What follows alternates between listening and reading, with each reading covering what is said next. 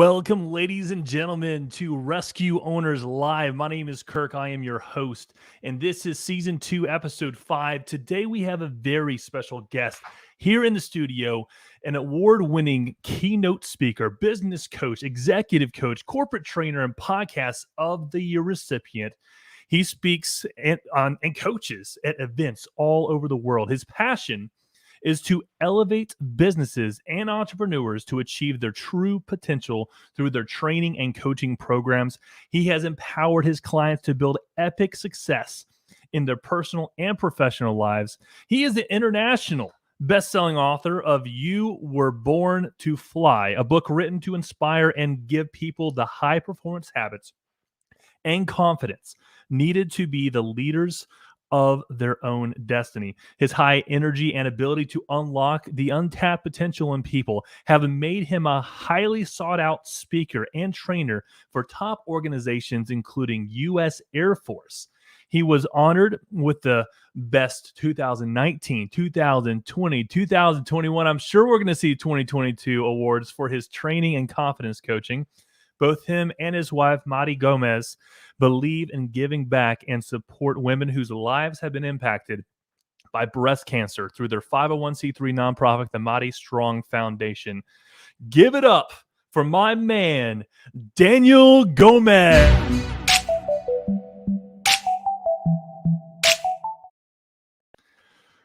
Daniel. Woo, man, I'll tell you what, I'm excited to be here, Mr. Kirk.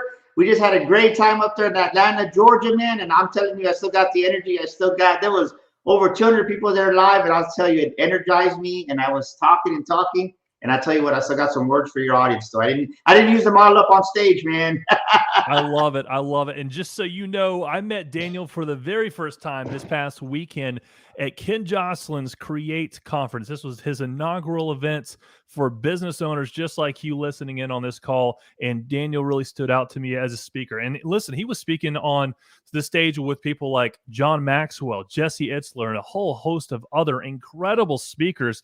And I wanted to bring to you Daniel Gomez tonight. Daniel, tell us a little bit about yourself. Give us some background. Bring the heat, brother, because I know you can. Man, I'll tell you what, I'm just Daniel Gomez Inspired is my brand. I love people. I love to serve. And yes, man, I'll tell you what, I was talking to a friend of mine. I said, no pressure, Daniel Gomez. You're going up after John Maxwell, Jesse Itzler, right? And then you got Dave Meltzer that's going up, three of the top big dogs in speaking right now. And guess what? God just said, I belong with the elite. And I spoke, and I'll tell you, many people came to the vending table and just were in tears and crying because I'm real, right? Daniel Gomez is real. I speak from the heart. I coach from the heart. Everything I do is from the heart because right now in business, people need something deeper. They need something bigger. And 4 years ago, when my wife was diagnosed with breast cancer, my life changed. I ran multi-million-dollar corporations for many years, for 20 plus years. But something happened when my wife got diagnosed with breast cancer. I had to change. I had to change inside. And my whole perspective changed on life, Kurt. And I'll tell you, I love the new me. And I have a new saying that I posted here on LinkedIn the other day is people of value people even more. Think about that. People of value people even more. And that's what I like to do is bring value because the marketplace is going to pay you according to the value you deliver to. Let me say it again. So many business owners right now are struggling. They're starving. They might be making $1 million in revenue, but guess what? Their bottom line is in the red. And I see many of those businesses because they don't bring value to the marketplace. And you can't be transactional. You got to go deeper in these times because people want real. They need real. Our country right now, our world, but especially here in America, there's a lot of hopelessness right now. People have lost hope and they're just going through the motion, just hoping to survive in business. So what I do with my experience that I've been in 20 plus years running multi-million-dollar organizations is I apply that in just a new innovative way. And really it's just heart-centered, adding value to people and asking them what's going on inside of you. Because if there's a lid on your business, if your lid isn't good right now, right? If your business isn't good, guess what? You're the owner. You're the CEO. You're the president, whatever your title is, you're the issue. And most people, they don't want to deal with the truth, but that's the honest truth going on right now, Kurt. Daniel, so much to unpack there. First of all, I love what you said that hey, you're the issue, taking full responsibility that hey, what you do, people are going to follow, whether that's, your employees, whether that's an affiliate, so whatever that looks like, but people look at the leader, and if your vision isn't big enough, then you can't attract other people talking about that lid. And that transactional thing that you just brought up, I love hearing that because that was such a big, I would say, key part of probably most every speaker who spoke this past weekend at Create was talking about being transformational over transactional. Yeah, I mean, we can say whatever we want to sell a product. Sometimes, there's a book called something about like the master of persuasion. People can be persuasive, but the thing is this: is that that's going to get you in the door, but to stay in the door, right? To stay on top, your talent might get you there. The quickness of your lingo, of your sales skills will get you to the top. But many people don't stay there because they have a shallow character. And Mm. that's where the problem lies, right? There's the word that I want to give is integrity. And I don't mean integrity as far as moral integrity. It's the integrity of the strength of the structure of who you are and who your business is. Because adversity is going to come, situations are going to come, but what's your integrity when somebody attacks you? What's your integrity when things don't go right? What are you going to do when you can't lead off the map, right? You have your map right here, but the map is no longer there. How are you going to lead? So that's what you have to ask yourself, Kurt, is who am I under pressure? And many people, they don't even know it, but it's issues like unforgiveness, resentment, bitterness, regret, shame. Those are the things that block our creativity. And you know what's even, what really blocks our creativity, Kurt, is comparison. And so many Ooh. business people want to be like other people, and you lose your creativity and you lose just the fact of the wisdom that you have. It's biblical. Daniel, I'm literally taking notes as you're speaking. I almost have a whole page. So, like, I mean, I love the content that you're bringing here tonight. The word integrity, that is so huge. I'm actually reading a book called Integrity Selling right now, which is a very great timing that you bring this up. Integrity during adversity that you mentioned, as well as selling, because to the point of, hey, how do you handle your lows should be how you handle your highs. And it's tough to have that balance when you're in the valleys as opposed to being on the mountaintop. But when it comes to selling, so the integrity part that you just mentioned, it makes me think, man, if I'm not bought into what I'm selling, to your point, anyone could sell anything, anyone could persuade anyone of something. It's not hard to know the word tracks or the cues or psychology behind the selling. But when it really comes down to the integrity point, I think what I heard, what you just said was, man, you got to be bought into what you're selling. And, Yeah. who are you under pressure? Who are you? What are you selling? So Well, I love that. yeah, because think about this. Like right now, right before I got on here with you, I was talking to a potential client. We talked 2 times, and she was like, "Well, I can pay this. I don't need your money. I don't need your business. I want your business. I want to help you, but I'm not gonna take a partial down payment of a down payment to get started. Like, it's not about that."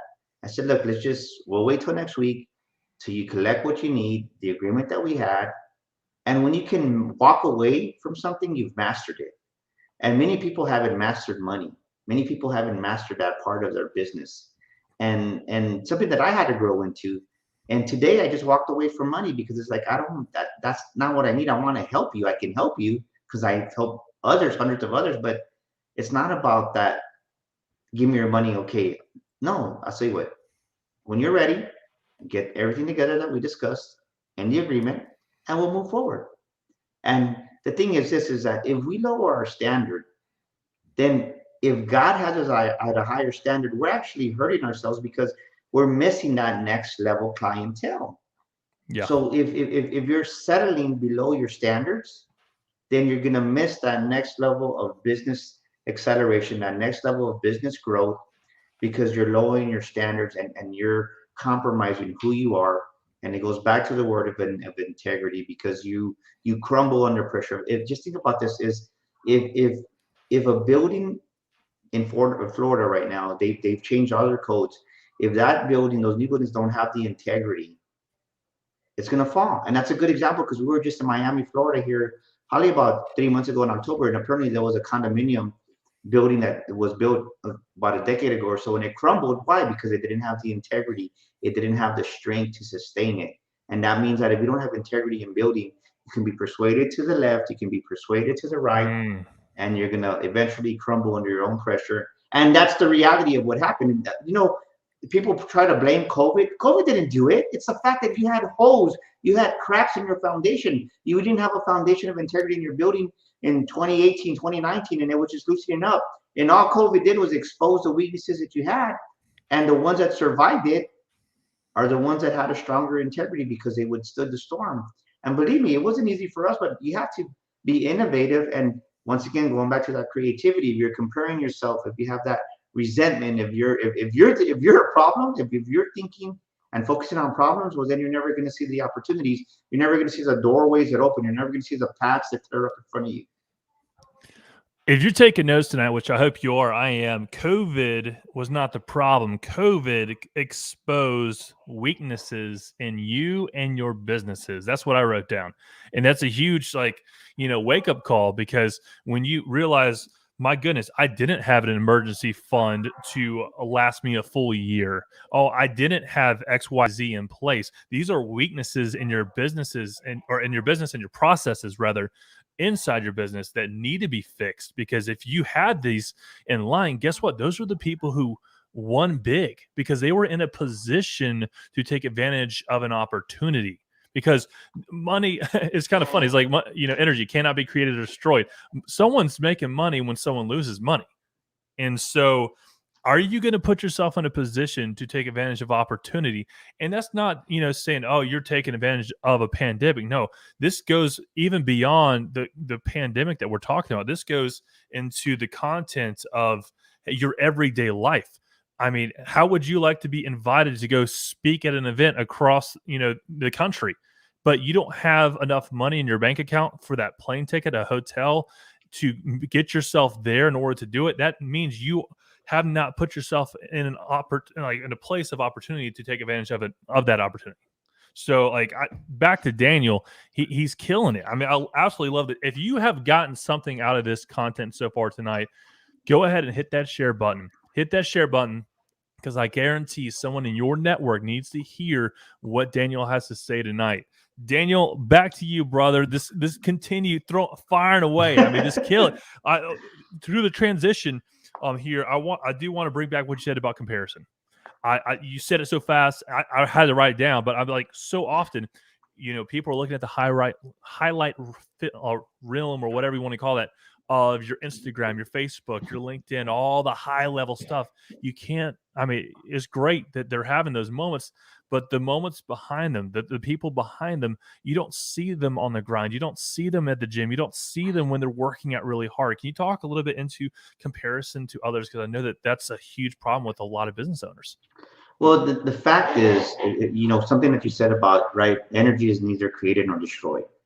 That's a fact. And money is energy. Money is just a transformation of the services that are rendered in the marketplace. It's just a transfer of that. And the reality is that there's no shortage of money.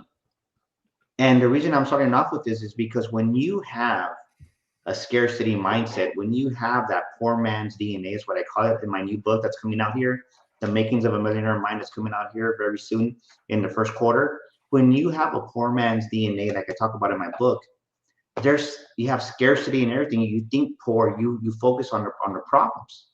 So when you have that insecurity within yourself, well, then you never think you're good enough. You don't have the confidence to release the money because you don't have the confidence in yourself for your own insecurities. So you look to the left, to the right, you're like, wow, they're doing so amazing.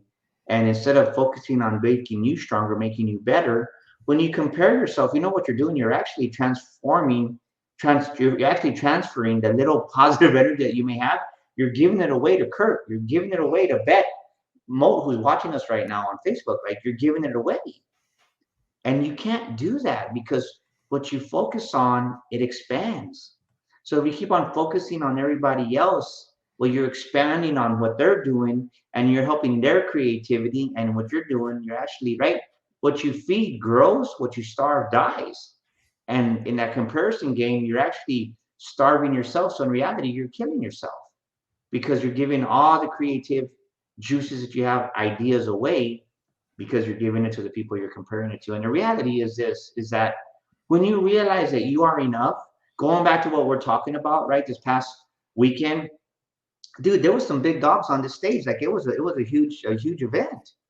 But I said, well, it was Jesse. I like Jesse. He was great. I said, well, I don't have a DJ, but you know what? I'm Daniel Gomez Inspires.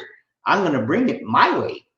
That's And right. because the audience that needs to hear what I have to say, that's who I focused on. And by focusing on the people that I had, that energy just transcended to everybody else. And I walked in the authority of who I was. And I can guarantee you, no disrespect to those other speakers, but I brought it in my own way.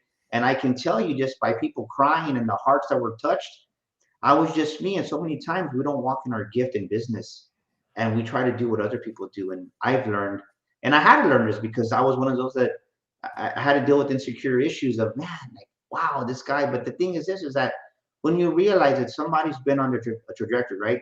Maybe they've been in business and we don't realize they've been in business for 12 years. Mm-hmm. And I'm like, man, I've done this in less than 4. Why am I worried? In 10, right? They're here in 12. I'm right. They're here in, this is 12 years. I'm here in 4. Man, by the 6th year, I'm gonna pass them off. And I don't say that arrogantly, but I'm walking in my gifting and the talents that I have.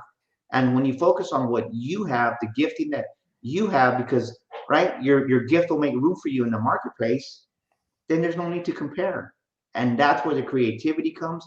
That's where the ideas come. And the second part of that is when those ideas do get downloaded to you, you have to act. You have to take action, immediate action. And don't worry about it being perfect, because the quicker you act, the less you're going to think about it, the more confidence you're going to have. And you just fix everything along the way. Because at the end of the day, if you, in today's economy, if you sit still, the opportunity is going to pass you by. Recent quote I heard, it was ideas without implementation is a hallucination. So I love how you just brought up the importance of taking action, because without that action, without that implementation, it's an hallucination. Yeah. And now to go back again, I love your monologues here because this is huge. Can you say what you said again about what you feed grows and what dies? Yeah, what you feed's gonna grow, and what you starve, it dies. Starve, yes. What you So, feed grows, what you starve dies. And so many times we're feeding the wrong things, we're feeding the wrong ideas, we're feeding the wrong situations. And when you really stop feeding those negativities, the problem, the solution will come. And what you feed is gonna grow, what you starve is gonna die. And you starve those great ideas that you have. You starve the solutions, and we wonder why we never get ahead and we stay stuck, because we're too busy comparing ourselves, and you're feeding the wrong thing, and the right things you're supposed to be feeding, they're starving and they're dying. So many people, I want to encourage you out there, look at yourself right now. I want to tell you right now, stop comparing yourself to other people. Stop comparing yourself. In no, doesn't matter what it is in business, your branding is your branding. If God gave you an idea, walk in that authority that he gave you. Walk in the authority of who he is. The client is buying you, the owner, you, your team, you, your brand, before they buy any product, before they buy any service. And if they don't like you, it doesn't matter how expensive the billboard sign that you lease is, they're not going to buy, because you're the issue. If your energy is low and then they can sense that negativity, I want you to imagine this is we're all a magnet. Just think about this. We're all a magnet. Everybody watching this show right now, you're a magnet. How are you magnetized? Are you attracting the right things, or are you attracting and magnetizing the things to you that are problem situations, the wrong things? Because people of character, people of high integrity, people of success, people with a millionaire mindset, they're up here. They want to deal with winners. But if you're down here with a low frequency, somebody walks into your business or they talk to you on your phone, and the enthusiasm there, or just the words ain't there, people can feel it. It's like, put it this way, Kirk, we've all heard it, right? Can't you feel somebody smile through the phone? 100%. Yeah, absolutely. So if that's true, because they can feel your energy, how much more than that feel your energy when they're on with you in a Zoom call? They walk into brick and mortar place, they can sense it. It's like if there's no energy there that's attracted to them, they're going to go. It kind of goes back to what you talked about earlier. If the business has an issue, if leadership is the issue, you're never going to have a C leader attract a B or A player that's going to stay there and bust their tail, because usually C leaders are insecure. So they're going to micromanage them and they're going to push them out the door. And one thing that I learned as I was growing up in business, and I learned this, right, because I went through this issue, is hey, to me, I'm an A player. And to attract other A players, you gotta learn how to lead them, and you gotta lead them the right way. Let them have a little bit of looseness, let them have reign, but also give them the confidence that they need, because we all need confidence. But if you're an A player and you're like, right, you can't butt heads. You got to learn how to communicate, and that's where most leaders fail, because they want to speak their language, right? They want to speak their language instead of speaking the language of the team. And would you agree with me? You wouldn't go to France and speak in Spanish. No, you would speak French. And you wouldn't go to China speaking in Germany. No, you would speak in Chinese, because there's no communication. But yet we do this every day in business with our own internal customers, which are our own employees. So a question that, based off of what you just said, kind of threw in my head. I was thinking, okay, you talked about the law of the lid, where people, cannot attract someone of a higher caliber than themselves, right? And so, and if you do, you might be able to fool them for a little while, but they're going to really quickly figure out that, hey, this is not the person I thought he was, and be out of the organization just as fast as he came in. So, would you say leadership is a trait that people are born with, or something that people learn? Well, if you're, I would say both. I would say everybody has some type of leadership in them. I think when you're a D personality, right, you're driven. You kind of don't have to be told what to do. You kind of take the initiative. If you've done the personality trait test, Yeah, you but I talking about will, the disc test? yeah, the DISC Okay, yeah, test. yeah, very good test. So you're driven.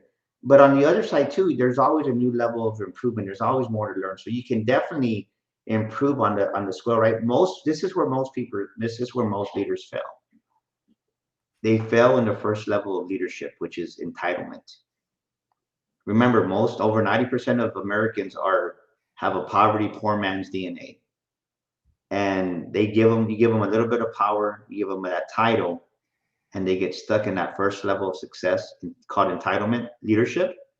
And now they're like, hey, I'm the manager. You see this right here? That's my name on the sign. I'll never forget a guy I worked for. He had this issue. He had entitlement. You see that sign? That's my name up there. And we would joke about it. We would laugh at it at the back end, because it'd be like, we would say, oh yeah, we know whose name up there. And after a while, it was sarcasm among some of the employees, because they lost respect for him, because when things didn't go his way as a leader, he would always point to the sign, which was a form of intimidation, and it's entitlement leadership. And that's why those leaders never get past that, and people leave that organization, and that's where disengagement is. That is very an interesting observation, because yeah, you're exactly right. Everyone knows that leader, or I guess you would call them. I guess to your point, everyone has some sort of leadership in them, but like that positional leadership, right? The person has the title. I'm your boss, and you have to follow me, or you're not going to have the job, right? And Yeah. so you're exactly right. It's not until you go to the next level of leadership that people want to work for you, as opposed to have to work for you, right? Well, The yes. I mean, well, you're 100% right, because one thing that you have to do, and people say it, but it's like everything else. Nobody wants to gain weight. Okay, I think I can confidently say that nobody wants to gain weight, but all of a sudden, one day the holidays are over, Thanksgiving passed, New Year's passed, Christmas passed, and oh, what happened? You gain weight, unaware, but you didn't want to. Well, the same way is in leadership, you want to go into an organization, you want to deal with your clientele, and you start taking things for granted without wanting to, and then you lose the appreciation, you lose the little things that you used to be grateful for, and then next thing you know, you kind of just you stagnate, and little by little your standards go down, and leadership goes down. And I would write this down, ladies and gentlemen, is every day you have to make it a habit to be intentional. You have to make it an intentional thing that you do every day to appreciate the people around you. Tell them thank you. Tell them whatever it is that is in your heart. Show them gratitude. And if somebody has a great idea in the boardroom or in a meeting, recognize that person. Hey, thank you. I appreciate you bringing that to the forefront and not in the snow. Or hey, great idea that you did, or great job. And so many people, I've heard this in so many corporations. Well, you don't want to appreciate them too much because then they get used to that. Well, no, you got to have balance. And insecure leaders say that because they grow up. Many people, it's still out there. I mean, I don't care how great or businesses move forward. There's still those people that are in the mix in businesses that still think that, well, if you appreciate them too much, no, right? That's their job. They should do it. No, like you got to appreciate people, especially with the right? The people that are coming in, the Gen X's and the millennials, right? There was so much of a problem leading them. They're human beings. They've never been shown what to do to say, as far as to really say, hey, you know what? You do matter more than you realize, because you're lost. Let's think about it. So many places in this country right now, there's blended families. So think about this. You have a husband, you have a wife. They get married, right? They get married for the second, some even third time now. Then you have two kids, talking about deep personalities. You have two deep personalities. We'll just say one's a boy, one's a girl, and they're at it because they're both used to leading their houses when they were separate. Now they're in the same home, and then the guilt trip comes from the mom and dad, and the mom says, "Can't you just let me be happy for once? Can I just let this work?" They tell the child this. So what does a girl do that was maybe that dream, that D in her heart? That's who she is. Well, she dims her light. And she just says, well, why bother? My mom wants me to dim my light. And next thing you know, she suppresses her emotions, and her gifts are locked up, and she's not who she's supposed to be. And that employee shows up at our doorstep, and we don't have the leadership skills, the communication skills to help that person come up, because they've been quieted, they've been suppressed because of a parent that put that mentality in them. Can't you let me just be happy for once? And it's not even the kid's fault. So that's a very interesting point. I didn't even expect to go down this road here, but anyone that's seen a kid out in public, right, in the bathroom. I mean, it's funny the things you can hear kids say in the bathroom, and they're just so unabashful about it. And so, what happens to this kid that has no problem asking for the same thing a million times to this adult that is, hey, this is Kirk with Rescue Site, and then you go into your pitch or your first fact finding question or whatever that sales process looks like, and you get hit with that first objection. You're like, oh, sorry to bother you. Have a great day. And what happens to that, between that time of being a kid and having no problem, when you know that you want something so bad that you'll ask your parent a million times, to when you're an adult, you need XYZ this bad. Why do people give up so easily? Because of the fact of this is that deep down in your deep reservoirs, deep down inside, you have a poor self-image. And under pressure, right? You want to know what somebody's like? You want to know what somebody's, write this down, ladies and gentlemen. What are the instinctive behaviors, right? What are the instinctive behaviors of somebody? Put them under stress tests, put them under pressure, and the real person's going to come out. That self-image, that poor self-image comes up. And the truth is this, is that you're never going to produce more than the self-image of who you are. So if you only see yourself as a $20,000 a year guy, that's how you're ever going to be. If you only see yourself as a $40,000 a year woman, that's how you're ever going to be. Because you're going to subconsciously sabotage yourself, and you're going to bring back down to the level, to the financial thermostat of what you're set at in your life. And until you grow your self-image, until you raise your self-esteem, and until you recondition, right? You have cognitive reframing of who you are consciously, and then you really work on the unconsciousness that's on the bottom, because 95% of the lives that we live, the decisions that we make, happen habitually.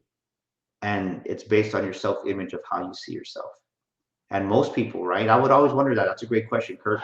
I would always wonder, we train this guy and this guy the same way, and why does one crush it and one doesn't? because one feels unworthy and they feel undeserving.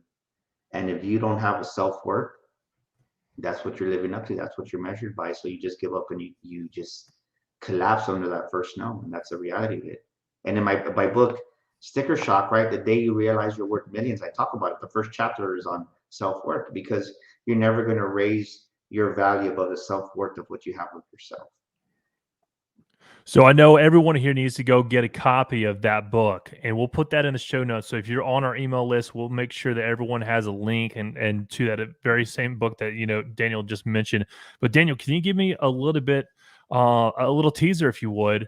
So we know the problem, right? So what is the solution? How do we fix that self-worth?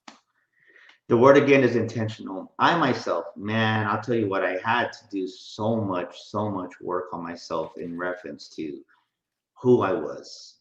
And I'm talking about being I'm 48 years old. I'm not going to be embarrassed of my age, because I think I live good for my age. I'm 48 years old.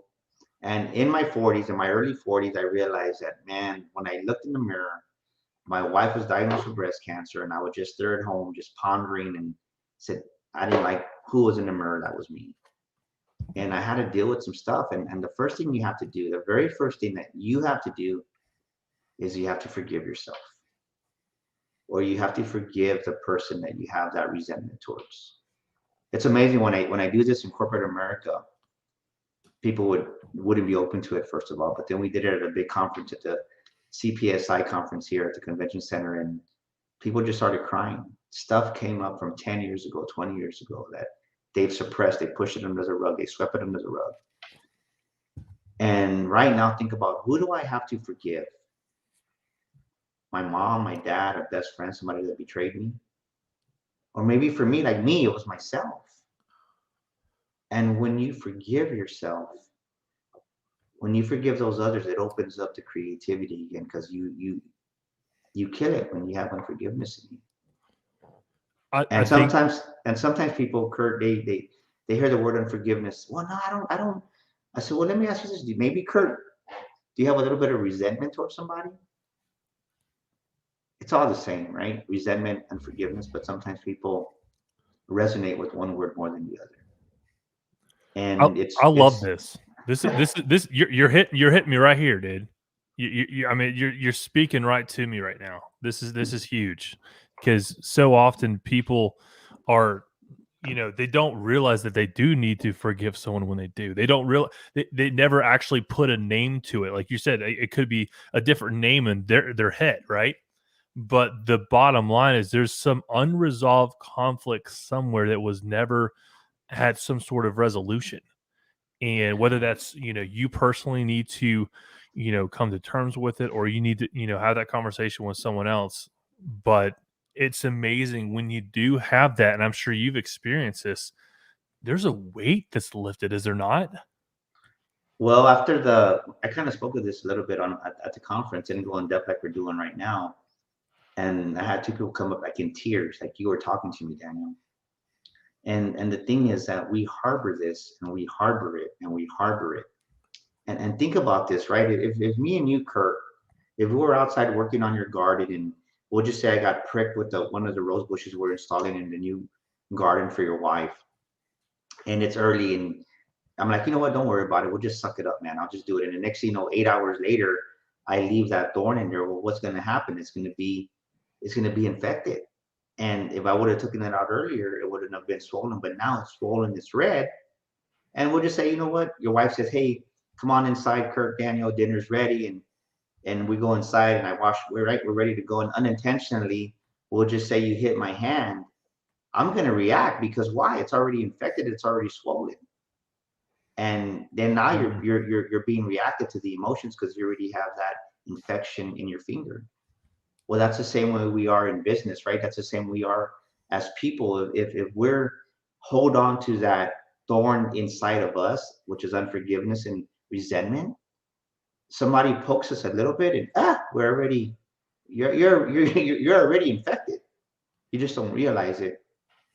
And that's why you react negatively to situations, scenarios, or you have resentment, bitterness, or You have jealousy at work at your coworkers, or you don't treat your team right because you're not a happy person inside because you have this thorn. Remember your finger, the analogy, it's infected where you're infected inside. So because you're miserable as the business owner, as a president, well, then you want to make everybody miserable. And I've seen that over and over again.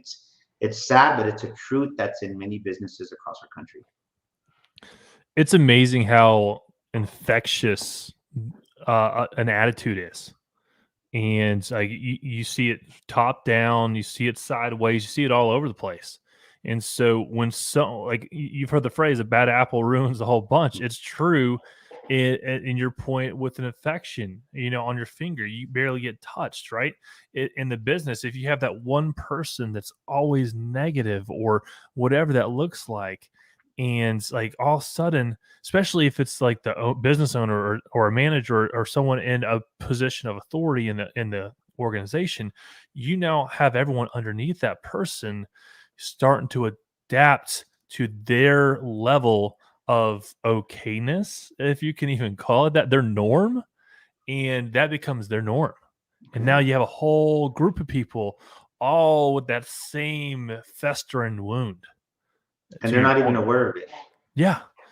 They So wonder, and then they wonder why sales and productivity is down and revenue's down. right, right. It's like, okay, so like I wrote this question down a minute ago. It's like so often, whether you realize it or not is one thing, but on the whole, I would say a lot of people know what to do, but don't do what they know. Why do you think that is? They know what. Say that again.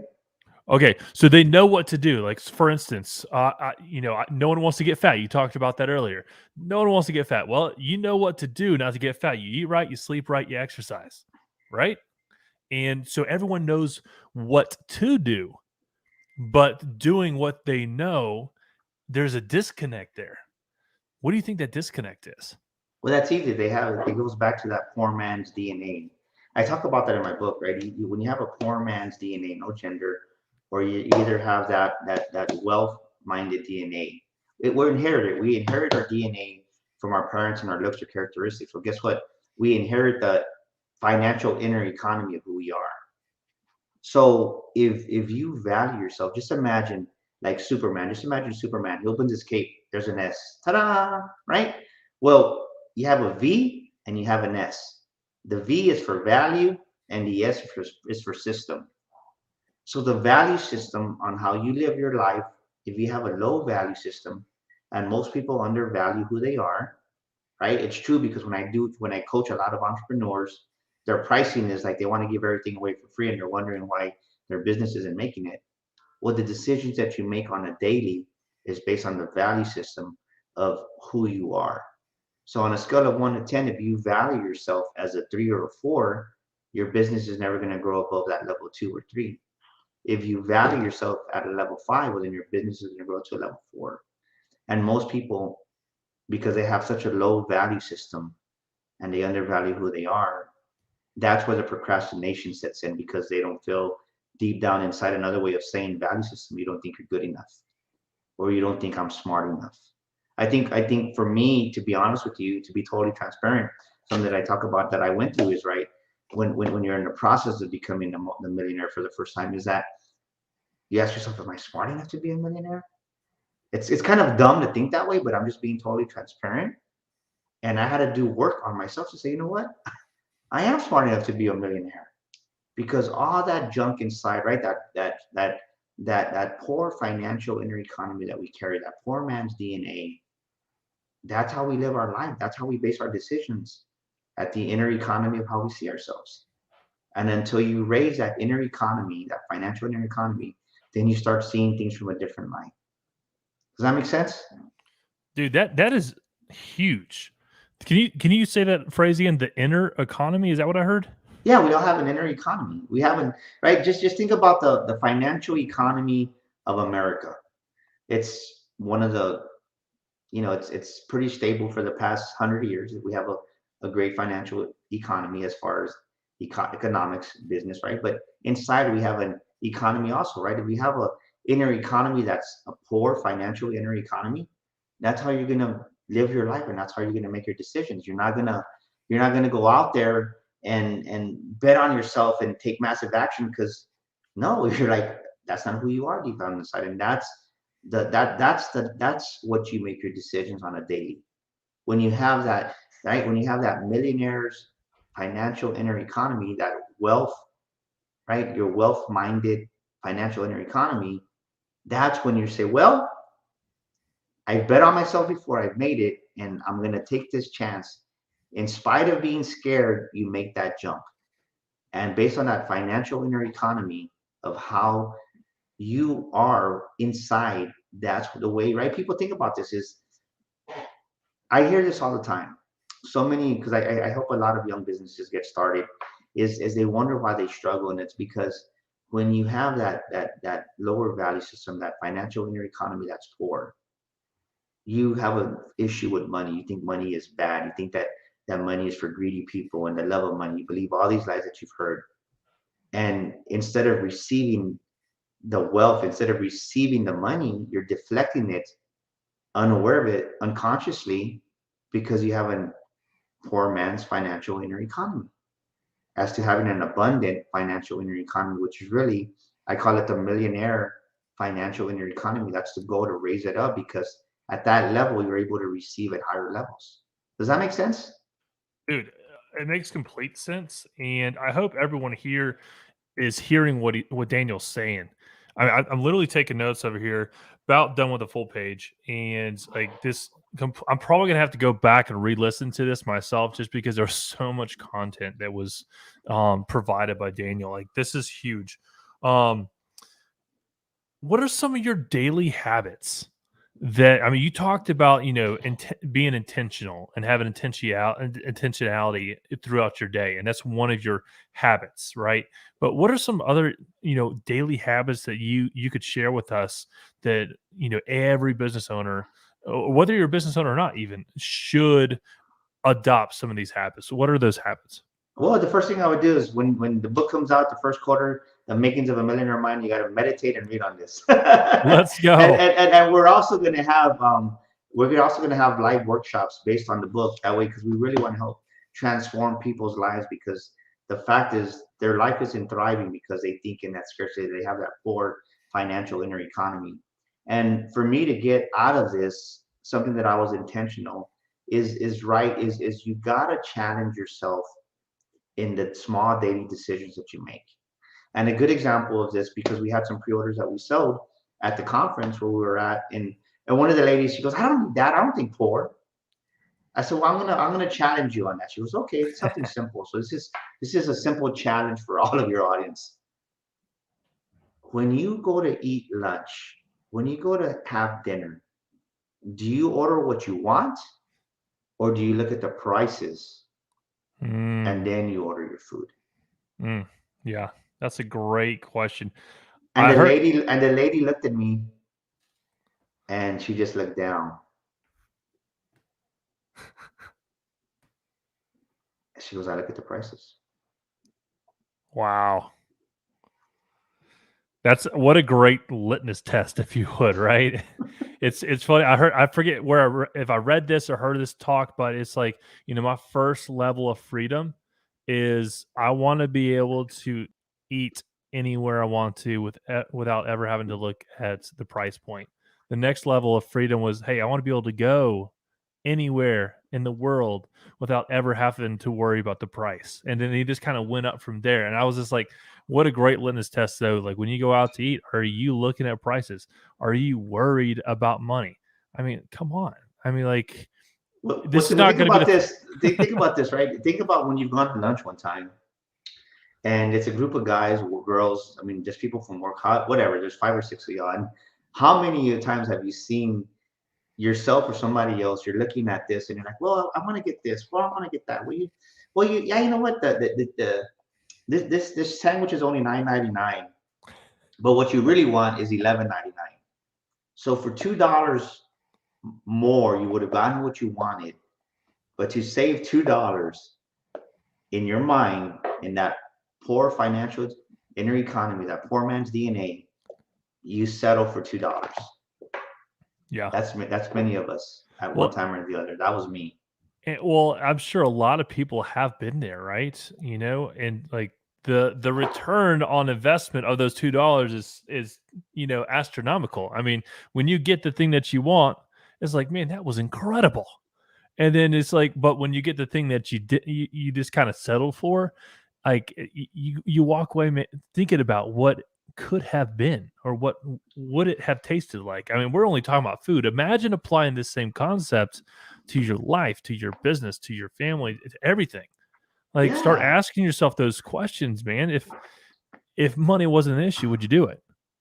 Yes. So to answer your question, in my book, I talk about right? We have millionaire affirmations.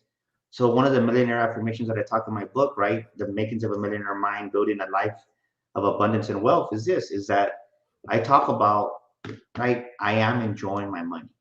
Tell yourself that. Start talking about that. I am enjoying my money. Look in the mirror and tell yourself, I am enjoying my money. I am enjoying my wealth. I am enjoying my successes. Because I've met so many millionaires, so many wealthy people that are unhappy because they did what they needed to do to get to that level of success, and then they have the fear of losing it, so they stop doing what they used to do. So now they're on defense instead of being on the offense. And guess what? They're not happy, and instead of enjoying their money, the money's taking control of them, and they haven't mastered it. And I can tell you, it's something that it's a trigger because I'll tell you when there's certain price points that I've missed in our bank account and our savings account. It's dumb, right? I mean, I'll be honest. Like first time we hit, I don't know, 100 something thousand, I was like, wow. And then you like surpassed that, and you're like, well, what the hell are you worried about? You had like less a long time ago, but it's just those triggers that we have that you have to overcome. And I say everything that I write in my book, I live this, right? So these are things that I did to overcome it. So start telling yourself, I am enjoying my money. I am enjoying my successes. I am enjoying my wealth. And when you start saying that, you believe it. And then next thing you know, guess what? You really, really enjoy your money and you're really happy. Daniel, I've heard it put this way: what you think is what you say is what you do becomes your legacy. What does your legacy look like?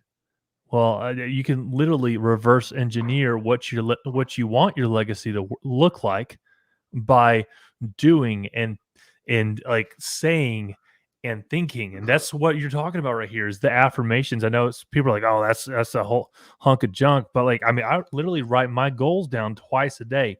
First thing when I wake up, last thing when I go to sleep at night, because I want to, and I write them, by the way, as if I've already accomplished them.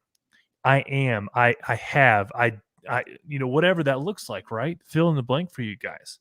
And so I would highly recommend, that's a practice that I do on a daily basis as far as one of my daily habits. And so, I mean, Yes, I love it. I love how you're talking to affirmations, looking in the mirror. Literally just like looking yourself in the mirror and having those affirmations and saying those words. I'm enjoying my success. I'm enjoying my money. Whatever that, affirmation looks like, whatever you specifically need to hear. Because what you need to hear is going to be different than what I need to hear, than what Daniel needs to hear, and what, someone else needs to hear. So figure out what that is for you. And that's an internal thing that every single person on this call needs to do that. So listen, if I know we're kind of coming into the end of this, amazing. We got about 10 minutes left, but if you're just now joining us, we are live with Daniel Gomez. And if you have any questions for this guy, feel free to throw them in the comment section. He'll answer them live, and I'll ask him as they come in.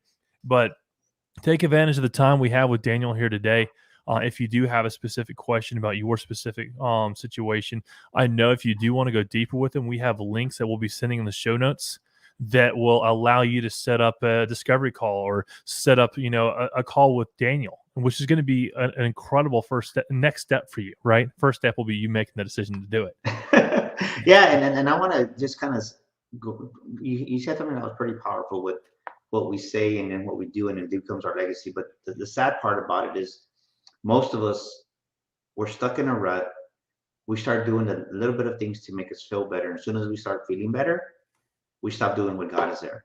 And all of a sudden we go backwards again. Just think about, and it's a true fact, think about antibiotics. How many of us in the bottle it says, finish this whole bottle of antibiotics? And we're down, right? We've taken 10 pills, we're down on number 7, 8, but yeah, I feel better. And all of a sudden we don't finish the bottle and then something goes sideways because of that. Because in our minds, we're like, well, I feel better, but the biggest lie that people have been taught is this by people is that you can will yourself to a positive attitude. You can will yourself to think in the abundance. You can't. If you're 40 years old, 50 years old, and you've never thought positive in your life, how in the heck are you going to wake up one day and all of a sudden think positive? It doesn't happen that way. It doesn't happen that way. You cannot will yourself to think positive. You cannot will yourself to have a millionaire mindset. You cannot will yourself to think in abundance. You have to think like a multimillionaire. You have to think like a millionaire before you become one. And the problem is people think they can will themselves to, and you can't because you already have that hardwiring of the poverty, poor man's DNA in you, that poor man's financial inner economy. And the only way to do that is to have hacks, to be intentional, and the actions that we talk about in our new program that we're going to come out with, the makings of a millionaire mind.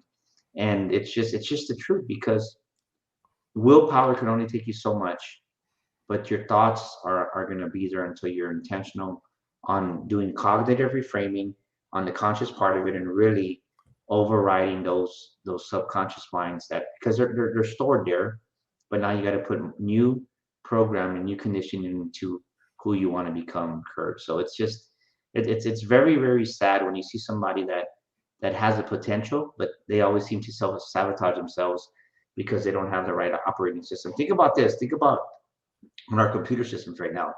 Why does Windows always come up with the new, right? We went from Windows 10, Windows this, Windows that, and I don't even know what Windows we're at now right now, but because it's always upgrading. Imagine if we had Windows from 10 years ago, how slow and outdated it would be.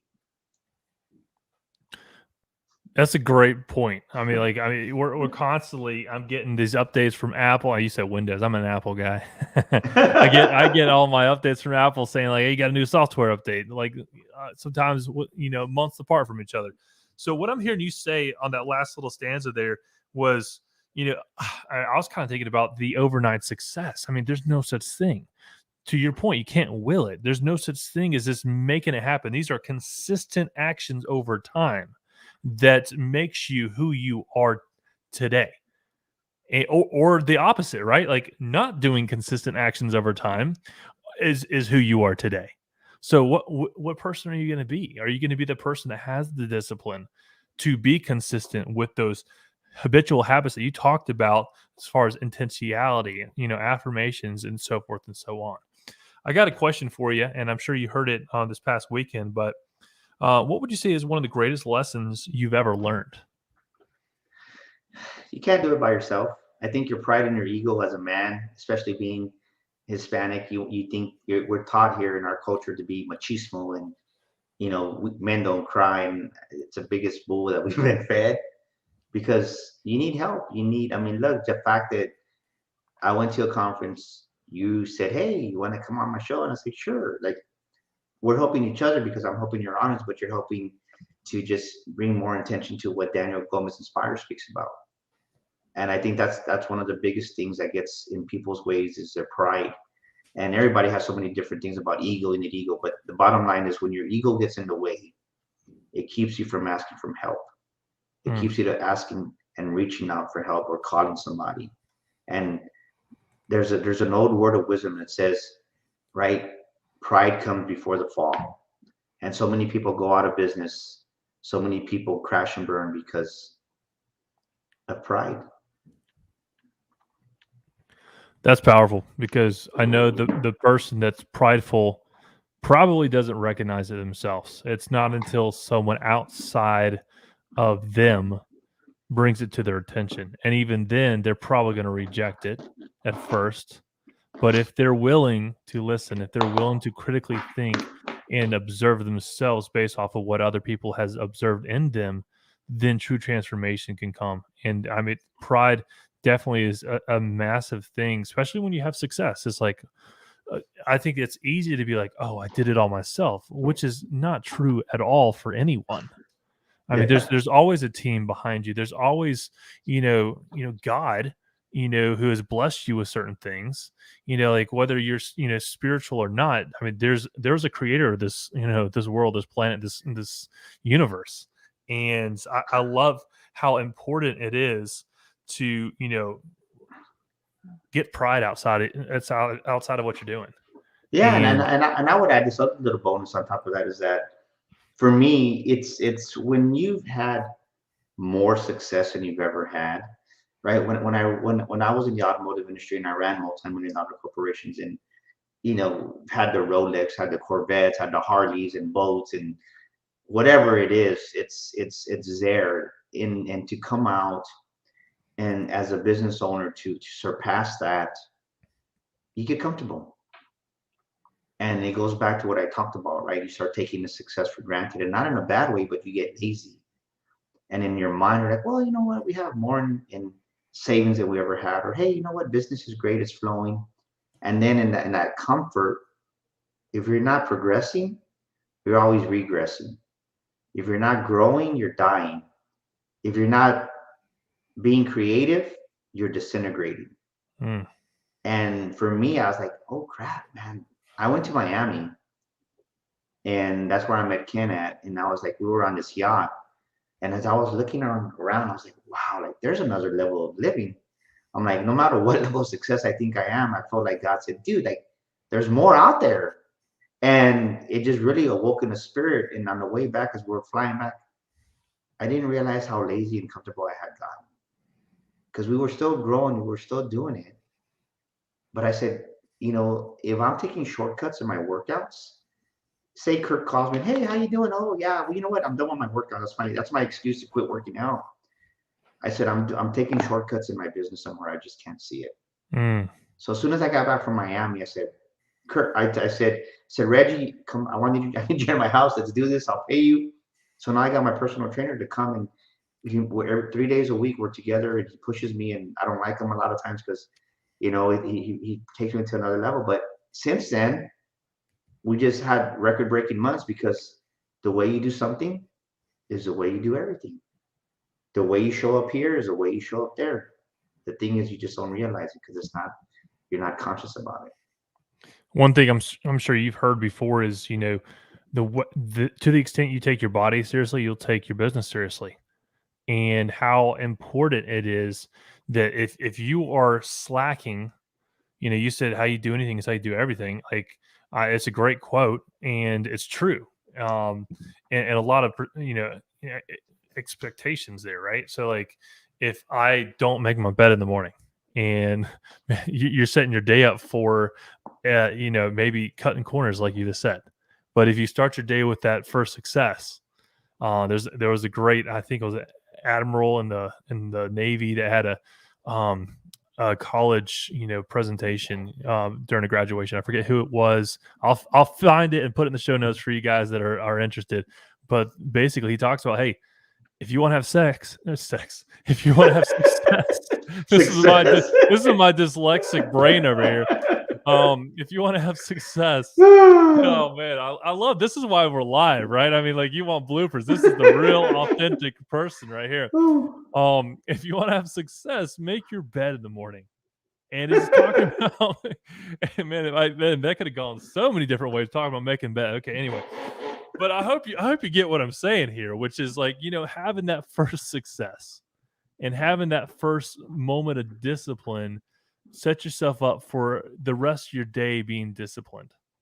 And that's what I'm hearing you talk about right here, is those habits and intentionality, those affirmations, like those things that you're consistently doing on a daily basis. They add up, they compound, and they have an incredible effect. And that is, you become an overnight success. And because people don't realize that it took you 5, 6, 7 years in Jeff Bezos' case to break even, right? But he was an overnight success. Elon Musk, an overnight success. And no one saw the grind building up to that moment where he finally made it in certain people's eyes. Like, he hasn't made it. He's going to Mars, right? I mean, like, he's got a big vision. So, Daniel, I know that, it's 8:00 my time. I'm not sure where are you located? San Antonio. We're at 7 Central here. Okay, you're an hour behind us. That's cool. So maybe we can go for a whole nother hour. Just do it. Come on. Oh, but man, you were absolutely incredible tonight. I took a full page of notes, And I want you to know I can't wait to apply and take action on some of the things that I learned personally from you tonight. So I hope that everyone else here on the call took notes. Daniel, could you tell us how we could find you, how we can go deep with you? I know we're going to be sending some show notes out, but if you want to do a quick, hey, this is me, this is where you can find me. That's all you. Yeah, go to danielgomezglobal.com. That's www.danielgomezglobal.com. We have a free assessment there for entrepreneurship. Fill it out. We'll give you a complimentary 45-minute discovery session. And that's my gift to you, because if you're stuck in business, we all need a coach. And I've had many coaches that have helped me go to the next level. Maybe you're stuck, you're frustrated. I'd love to help you get the results you desire. I love to help you achieve your dreams. And go to Amazon, my book right there, international bestseller, You Were Born to Fly. It's a great book on self-leadership, on discipline. And I promise you that you're going to take away 2 ideas that are going to help your life and going to help your business. And it's going to help you just elevate who you are, because we all have untapped potential, and You Were Born to Fly will help you do that. So my gift to your audience, Kirk, is in the show notes, put that complimentary discovery session, because I want to help you succeed in life. And that's my gift to your audience, Kirk. And then also, if they want to become a speaker, they can go to the Sticker Shock Speaking Academy March 11th and 12th, where we help you to share your story. And I can tell you that speaking, right? I spoke and you like me. I did.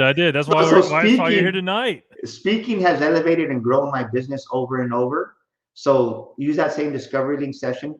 We can talk about Sticker Shock Speaking Academy March 11th and 12th here in San Antonio, Texas, where we show you how to become a paid professional speaker and also share your story to the world. So Kirk, man, thank you for having me, my friend. I had such a blast. You're a blessing, brother. Thank you. Love it. Daniel Gomez, everyone.